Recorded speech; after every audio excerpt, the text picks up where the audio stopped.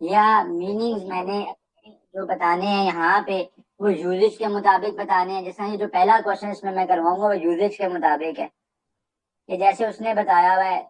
ईमान बेटा क्यों आप टेक्स्ट भेजे हुए ये व्हाट्सएप के ऊपर? क्लास बस ज्वाइन कर ली होती है ना, ज्वाइन कर लिया करे, व्हाट्सएप पे टेक्स्ट ना भेजा करे। मैंने कहा था नहीं किसी से क्लास नहीं ज्वाइन हो रही तो उसका भी मैसेज आया हुआ। अच्छा, तो क्या है कि जो मीनिंग्स हैं, ठीक है, उसके वाइज चीजें पूछी जा सकती हैं, उनके यूजेज के वाइज चीजें पूछी जा सकती हैं, यानी एप्लीकेशन बेस्ड भी चीजें इसके अंदर जो है वो पूछी जा सकती हैं। तो लाजमी नहीं होगा कि स्ट्रेट फॉरवर्ड सिनोनिम एंटोनिम्स होंगे, ऐसे होते हैं क्वेश्चन। बट अब यूनिवर्सिटीज या पैटर्न के अंदर इंग्लिश के अंदर थोड़ा सा चीजों को वो अपग्रेड करने की कोशिश कर रहे हैं। जैसा क्लोजर टेस्ट को ऐड किया गया रिसेंट टाइम्स में, एरर आइडेंटिफिकेशन को रिसेंट टाइम्स में ऐड किया गया, करेक्ट स्पेलिंग्स को मार्क करने को ऐड किया गया। तो इंग्लिश का सिलेबस सारी इंग्लिश है, उसमें कोई चीज ऐसी नहीं है कि जिसको आपने छोड़ना है। ठीक है, अच्छा जी। सो इसको स्टार्ट करते हैं अब हम लोग यहाँ से इंग्लिश सेक्शन का। तो बिस्मिल्लाहिर्रहमानिर्रहीम, क्वेश्चन नंबर 1 है जी हमारे पास। क्वेश्चन नंबर 1 में आपको कह रहा है कि child specialist are known as, child specialist are known as, तो चाइल्ड स्पेशलिस्ट को क्या कहते हैं ये पूछ रहा है वो आपसे। ठीक है, तो चाइल्ड स्पेशलिस्ट जो है उनको पीडियाट्रिशियन कहा जाता है। ठीक है, पीडियाट्रिशियन उनको कहा जाता है, पीडियाट्रिक्स भी कहा जाता है। ऐसे डॉक्टर जो कि बच्चों को ट्रीट करते हैं, जिनकी स्पेशलाइजेशन ये होती है कि उन्होंने जो बच्चे हैं उनको ट्रीट करना है, चिल्ड्रन को ट्रीट करना है, तो वो पीडियाट्रिशियंस कहलाते हैं। सो इसका ऑप्शन बहुत इजी है, पीडियाट्रिशियन हो गया ये। ठीक है, डर्माटोलॉजिस्ट मैं बताता चलूं कि डर्माटोलॉजिस्ट जो होते हैं ऐसे डॉक्टर्स को कहते हैं कि जो कि स्किन स्पेशलिस्ट होते हैं, यानी जिल्द की बीमारियों का इलाज करते हैं, स्किन की बीमारियों का इलाज करते हैं। ठीक है, अच्छा, और ऑन्कोलॉजिस्ट ऐसे डॉक्टर्स होते हैं, वोकैबुलरी बिल्डअप हो जाए ताकि मैं साथ साथ बता दूं। तो डर्माटोलॉजिस्ट क्या है? डर्माटोलॉजिस्ट है मेरे पास स्किन स्पेशलिस्ट। ऑन्कोलॉजिस्ट वो हैं जो कि कैंसर का ट्रीटमेंट करते हैं, जो कैंसर का ट्रीटमेंट करते हैं। रेडियोग्राफर्स क्या होते हैं? रेडियोग्राफर्स, आप जब एक्सरे वगैरह करवाने के लिए जाते हैं या डिफरेंट टेस्ट करवाने के लिए जाते हैं, तो वहां पे आपने देखा होगा कि वो ट्रीटमेंट के तौर पे या समटाइम्स डायग्नोसिस के तौर पे एक मेडिकल टेक्नीशियन जो होता है ना, जो कि वो इमेजेस वगैरह एक्सरेज वगैरह आपके ले रहा होता है या एक्सरेज वगैरह बना रहा होता है, वो सारी की सारी इस रेडियोग्राफर की कैटेगरी में आ जाते हैं। अच्छा जी, नेक्स्ट है, आप देखें यहाँ पे सिनोनिम ही बताना है आपने। ठीक है, अब इस क्वेश्चन के अंदर आपने सिनोनिम ही बताना होगा, बट आपने बताना होगा कि जो वर्ड अंडरलाइन जो हुआ हुआ है, या इस केस में मैंने इटैलिक में टाइप किया हुआ है, उसका मीनिंग क्या बनता है from the given choices. As the teams were evenly matched, as the teams were evenly matched it was difficult to foretell the outcome. So foretell का मीनिंग हमने यहाँ से ढूंढना है। Argue, predict, discuss, influence, none of these. So foretell का मतलब होता है कि किसी चीज के बारे में प्रोडिक्शन करना।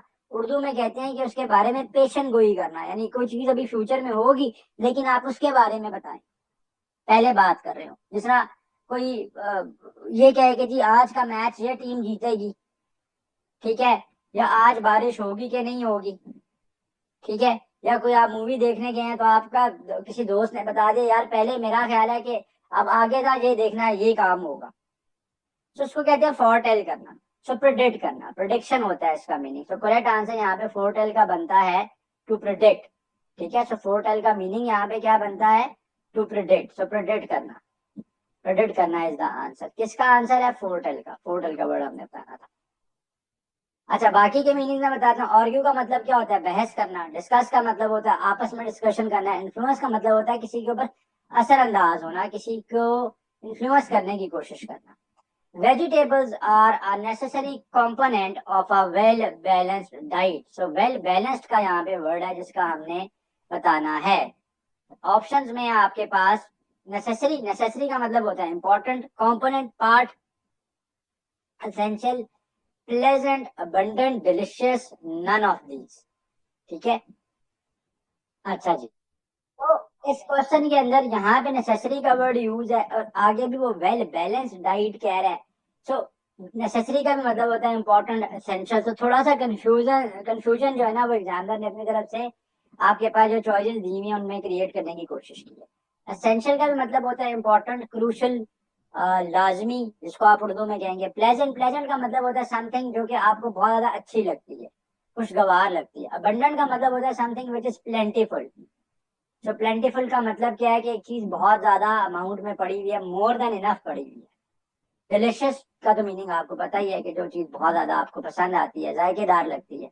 सो वेल बैलेंस के लिए यहाँ पे जो करेक्ट वर्ड बनता है ना, वेल बैलेंस के लिए जो करेक्ट वर्ड बनता है, वेल बैलेंस के लिए यहाँ पे करेक्ट वर्ड एसेंशियल का ही बनता है। बैलेंस्ड, वेल बैलेंस्ड डाइट यानी जो कि जरूरी है जिस्म के लिए, जिसमें आप वेजिटेबल्स के अंदर वो कहना चाह रहा है कि ऐसे कंपोनेंट्स पाए जाते हैं कि जो कि हमारी सर्वाइवल के लिए, हमारी बॉडी की प्रॉपर ग्रोथ के लिए, हमारी बॉडी की प्रॉपर फंक्शनिंग के लिए बहुत ज्यादा जरूरी है।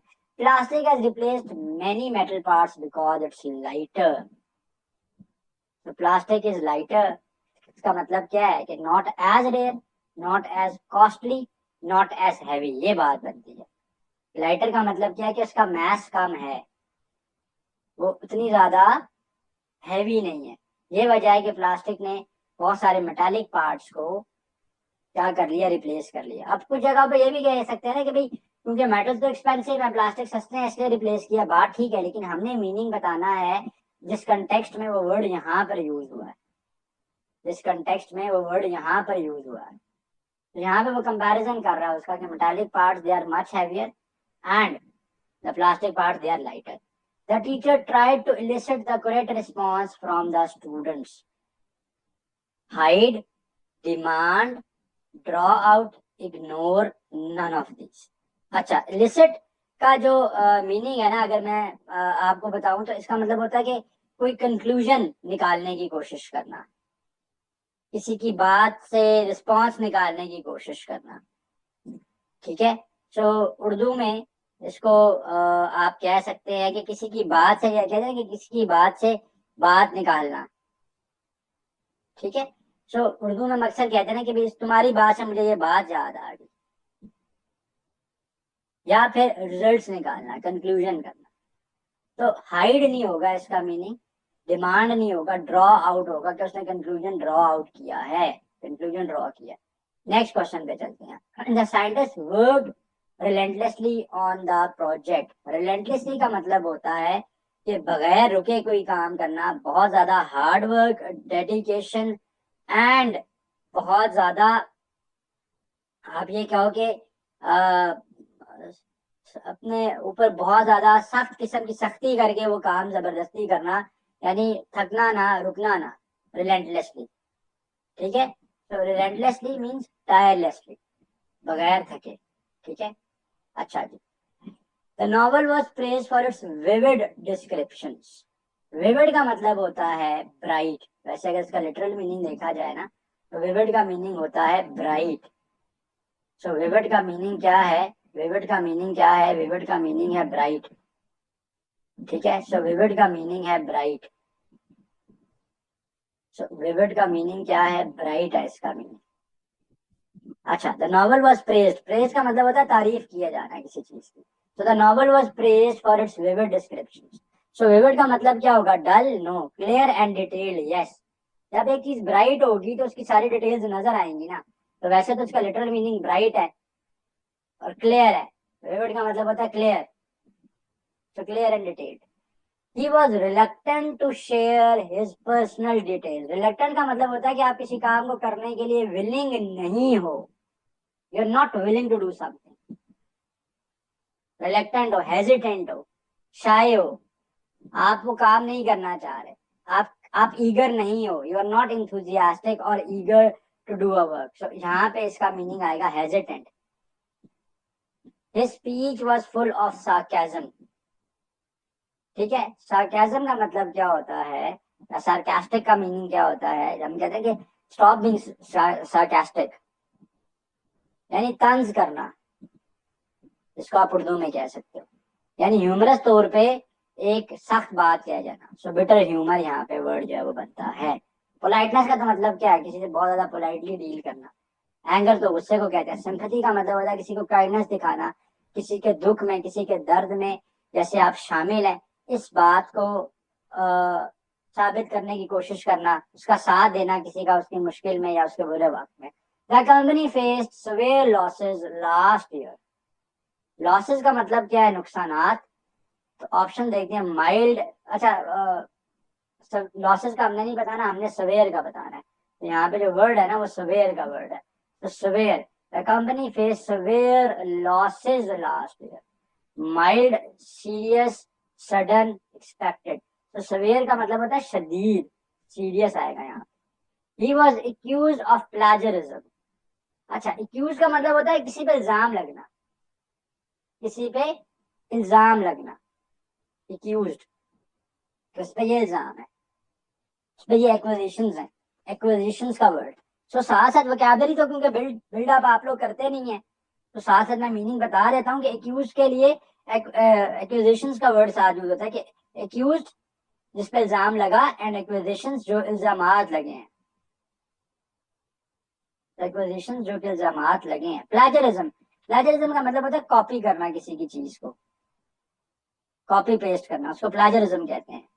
अभी तो आप लोग इंट्रेंस की प्रिपरेशन कर रहे हैं, जब इंशाल्लाह आप लोग यूनिवर्सिटी में चले जाएंगे तो बहुत से टीचर जब आपको असाइनमेंट्स देंगे तो वो कहेंगे कि इसमें आपने प्लेजरिज्म अवॉइड करना है। प्लेजरिज्म का मतलब यह है कि इंटरनेट से कॉपी पेस्ट नहीं करना, किसी और का काम अपने नाम से सबमिट नहीं करवाना, इस चीज को हम प्लेजरिज्म कहते हैं। Stealing ideas the correct answer है, ठीक है। अच्छा जी, her voice quivered with emotion, ठीक है, her voice quivered with emotion. Quivered का जो मीनिंग है ना, उसका मतलब होता है कि किसी के ऊपर बहुत ज्यादा, आप ये कह सकते हो, उर्दू में कहेंगे जिसको कि बहुत ज्यादा असर अंदाज हो जाए, इतना ज्यादा असर अंदाज हो जाए कि अगला बंदा आपकी बात सुनकर जो है ना वो कांपना शुरू हो जाए, ठीक है। सो कांपना या लरस जाना आप जिसको कहते हैं उर्दू में, ठीक है। सो शुक, यहाँ पे वर्ड आएगा शुक, ठीक है। अच्छा जी, the fragile glass broke easily. Fragile का मतलब होता है जो चीज बहुत ज्यादा ड्यूरेबल नहीं है, नाजुक है, प्रोन टू गेटिंग डैमेज है, यानी उस पर थोड़ा सा भी वजन पड़ेगा टूट जाएगी। तो delicate, fragile means delicate, durable नहीं है, ड्यूरेबल स्ट्रॉन्ग उसके एंटोनिम्स हैं। The lawyer gave a very compelling argument. Compelling का मतलब होता है कि किसी को किसी बात का इस तरीके से बात करना कि आप उसको you make them understand that thing और you are able to convince them about it. The lawyer gave a very compelling argument, boring no, weak no, weak इसका एंटोनिम है convincing, convincing argument. This medicine had an adverse effect on him. Adverse का मतलब होता है जैसे आप कहते हैं ना साइड इफेक्ट्स, मेडिसिन के जो साइड इफेक्ट्स होते हैं वो उसके एडवर्स इफेक्ट्स होते हैं, ठीक है, नेगेटिव इम्पैक्ट जो होता है उसका, तो जो उसका नेगेटिव इम्पैक्ट होता है। They launch a lucrative business last year. Lucrative का मतलब क्या होता है, ऐसी चीज जो कि बहुत ज्यादा आपको लगे कि फायदा मंद है, ल्यूक्रेटिव। तो यहाँ पे ऑप्शन है हमारे पास गिवन, रिस्की, इलीगल, इलीगल तो नहीं कहेंगे इसको, ठीक है, बट वो समटाइम्स होता क्या है कि ल्यूक्रेटिव चीजें जो है ना वो इलीगल लगती हैं। प्रॉफिटेबल, जिसमें बहुत प्रॉफिट नजर आ रहा हो, ऐसा मनी मेकिंग जिसमें नजर आ रही हो, ये पैसा ही पैसा होगा, तो lucrative. Her writing style is very concise. Concise का मतलब होता है short, brief, to the point, ठीक है। So lengthy no, unclear no, so brief and to the point. Outdated नहीं, आउटडेटेड का वर्ड है पुरानी होगी, तो आउटडेटेड के लिए जो सिनोनिम यूज हो सकता है वो आर्काइक हो सकता है यूज, एशियंट हो सकता है, ऑब्सलीट हो सकता है, ऑब्सलीट हो सकता है, आउटडेटेड हो सकता है। आउटडेटेड तो खैर वो खुद ही है। तो ये वर्ड जो है ना बहुत ज्यादा यूज होता है, ये वाला भी, इसलिए मैंने इसकी मीनिंग्स बता दिए। वो क्या, the room was in a chaotic state. Chaotic का मतलब होता है डिसऑर्डरनेस, ठीक है। सो क्योटिक, क्योटिक का मतलब क्या है कि चीजें जो हैं वो आ, आप ये कह सकते हो कि ना सिर्फ डिसऑर्डर है बल्कि स्टेट ऑफ कंफ्यूजन को भी क्योस कहते हैं, chaotic, chaotic. State of confusion,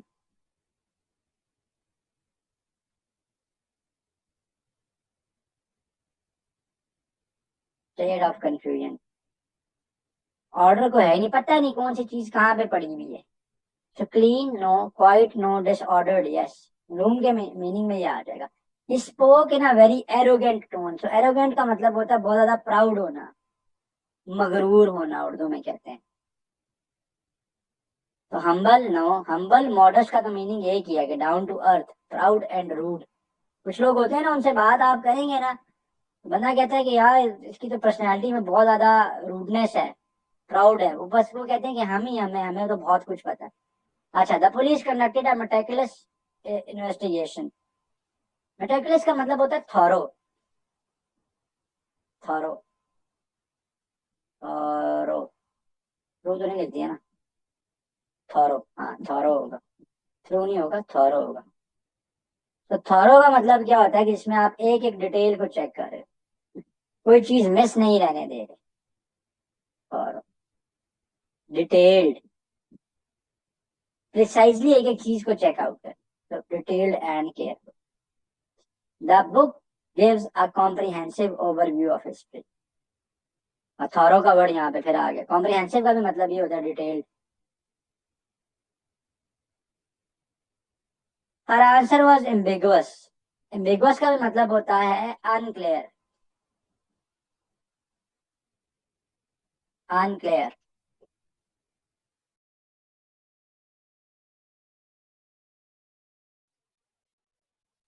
confusing, confusing, unclear and confusing. So his answer was ambiguous। ambiguity को कहते हैं ना जिसमें लैक ऑफ क्लैरिटी होता है, confusing. The criminal was kept in solitary confinement. Solitary का मतलब होता है, सॉलिटरी कंफाइनमेंट ऐसी ऐसी इम्प्रिजनमेंट को कहते हैं जहां पर, ऐसी इम्प्रिजनमेंट को कहते हैं जहां पर क्या होता है कि मुल्जिम को, मुल्जिम, जब मुल्जिम तो नहीं बल्कि कहेंगे, बल्कि मुजरिम को, उस क्रिमिनल को सबसे अकेला रखा जाता है, अकेला कैदी होता है, उसके साथ कोई बात करने वाला भी नहीं होता। So he's not only captivated, he's not only kept in a prison, but he is also kept in isolation, सबसे अलग। तो उससे इंसान को जाहिर बात है मेंटल स्ट्रेस भी बहुत ज्यादा होता है। बहुत ज्यादा जो खतरनाक मुल्जिम होते हैं, जिन्होंने बहुत ज्यादा कोई हीनियस क्राइम किया होता है, ठीक है, हीनियस क्राइम किया होता है, बल्कि हीनियस का वर्ड भी अब मैंने यूज कर लिया तो उसका मीनिंग बताता हूँ। हीनियस क्राइम किया होता है यानी बहुत ज्यादा शदीद खतरनाक किस्म का क्राइम किया होता है, ठीक है। तो उनको अक्सर सॉलिटरी कंफाइनमेंट में रखा जाता है, बाकी सबसे अलहदा रखा जाता है, आइसोलेशन में रखा जाता है। सो आइसोलेशन का मीनिंग क्या है? अकेला। तो हीनियस क्राइम किया हुआ है यानी अटरली विकेड, तो शदीद रॉन्गफुल, ठीक है, कोई किसी ने एक्ट किया हुआ है, तो अक्सर कहते हैं हीनियस क्राइम, हीनियस क्राइम। तो सॉलिटरी कंफाइनमेंट आइसोलेशन में रखा हुआ है, आइसोलेटेड रखा हुआ है। They signed a mutual agreement. Mutual का मतलब होता है bilateral. Bilateral means, bi means two, और दोनों की तरफ से, both parties were agreed upon a common agenda, तो shared by both, shared by both. The manager was furious about the delay. Furious का मतलब होता है एंग्री, गुस्से में आ जाना, तो ये तो बहुत इजी है, angry. So now let us move on to the second part, and the second part is very important, and that is the error identification। error identification। So होगा क्या इन क्वेश्चन में? क्या होता है कि in these type of questions sentence को different parts में divide किया गया होता है, A B C D usually, and sometimes E भी हो सकता है, समटाइम्स इसमें ई भी हो सकता है। ई में none of these usually mentioned होता है। So you have to point out the mistake in it, you have to tell कि मिस्टेक कहाँ पर है और उस मिस्टेक को कैसे करेक्ट किया जाएगा। अब मैं, मुझे नहीं पूछा जाता यूजुअली। हाँ, समटाइम्स ऐसा भी होता है कि आपको 2, 3 या 4 चॉइसेस में सेंटेंसेस गिवन है, आपने बताना होता है कि इनमें से कौन सा सेंटेंस करेक्ट है। बट जो पेपर के अंदर चीजें इंक्लूडेड है, जो मेजरली क्वेश्चन इस तरह का पूछा था, वो एरर आइडेंटिफिकेशन का क्वेश्चन क्या होता है कि आपके पास स्टैंडर्ड रिटन इंग्लिश के अंदर एमसीक्यूज होते हैं, उसमें से आपने आइडेंटिफाई करना होता है कि कौन सा पार्ट जो है ना उसमें एरर है, और अगर उसमें कोई एरर नहीं है, सारी बात ठीक है, तो फिर आप नन ऑफ दीज की चॉइस को मेंशन करेंगे। तो एक क्वेश्चन कराता हूँ मैं आपको सॉल्व, फिर आपको फर्दर आइडिया हो जाएगा, एंड फिर इस तरह के क्वेश्चन हम लोग further down the exercise solve करते हैं। बिकॉज देयर आर ए, अब ए हाईलाइटेड है, ये less members present tonight, B में ये सारा पोर्शन आ जाएगा। Then there were last night, we must wait until the next meeting to vote। सो क्या एरर यहाँ पर ए में है, बी में है, सी में है, या डी में है?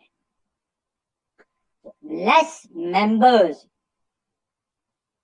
ये आपने गौर करना है कि ये यहाँ पर लेस जो है ना, किसी अमाउंट के इंक्रीज या डिक्रीज होने को हम कहते हैं। ये इनकरेक्ट इसलिए है क्योंकि इसकी जगह पे हम लोग फ्यूअर का वर्ड यूज कर सकते हैं कि फ्यूअर मेंबर्स या फ्यू मेंबर्स, तो ये मिस्टेक है यहाँ पे less members.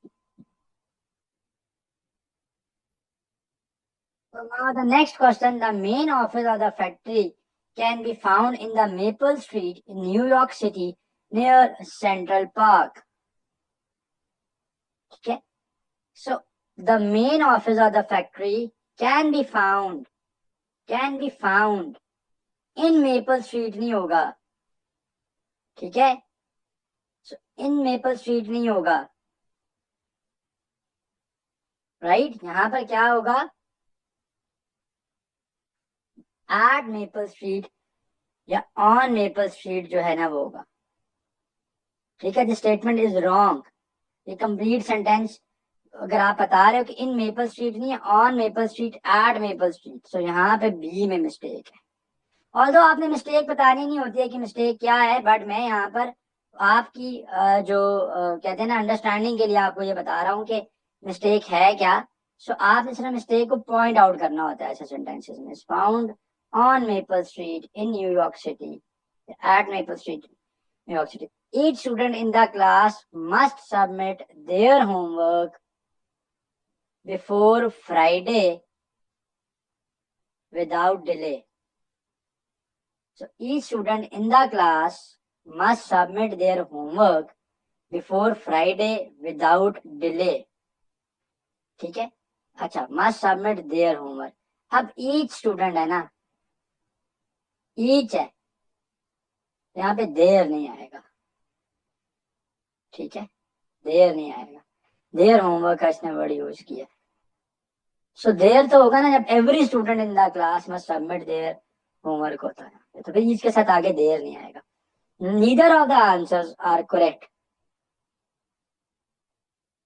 Neither of the answers, neither है ना, नीदर के साथ यहाँ पर इज आएगा, आर नहीं आएगा, तो ये मिस्टेक है, इसलिए यहाँ पे ए में मिस्टेक है। आगे ना मैं बता देता हूँ, so please try again after reviewing.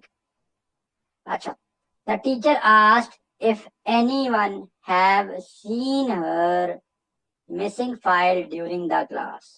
The teacher asked if anyone के साथ have नहीं आएगा, has आएगा, has seen her missing file during the class। so यहाँ पे मिस्टेक है, इसमें मिस्टेक है, ठीक है। My sister enjoys both to read novels and watching movies on weekends। My sister enjoys both reading novels and watching movies। To read नहीं आएगा, अगर to read है तो फिर वो पहले आएगा, to read both novels and, ठीक है, to read, both to read नहीं, ये इनकरेक्ट है यहाँ, तो ए में ही मिस्टेक है, सारे में ही मिस्टेक है, ए ऑप्शन बनता है आपके पास। The company needs a person who they believe is honest and hardworking at all times। A company needs a person who is honest, they believe की जरूरत नहीं है यहाँ पे, who is honest and hardworking at all times। so again यहाँ पे भी ए में ही मिस्टेक है, इत्तेफाक की बात है कि 2-3 क्वेश्चंस के डायरेक्टली आंसर्स ए ही आ रहे हैं। इफ आई वॉज यू, ये तो बहुत कॉमन मिस्टेक है, क्लियरली नजर आ गई, आगे सेंटेंस ही पढ़ने की जरूरत नहीं। इफ आई वर यू होगा, आई वॉज यू नहीं होगा। If I were you I would never make that decision.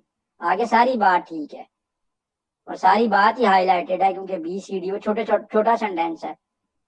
If I were you, he is one of the students who has been selected for the scholarship this year. He is one of the students who has been का issue है यहाँ पे, ठीक है, who has been selected for the scholarship this year. So B में mistake है। अच्छा, the books on the shelf needs to be arranged properly before the inspection. The books on the shelf needs to be arranged properly before the inspection.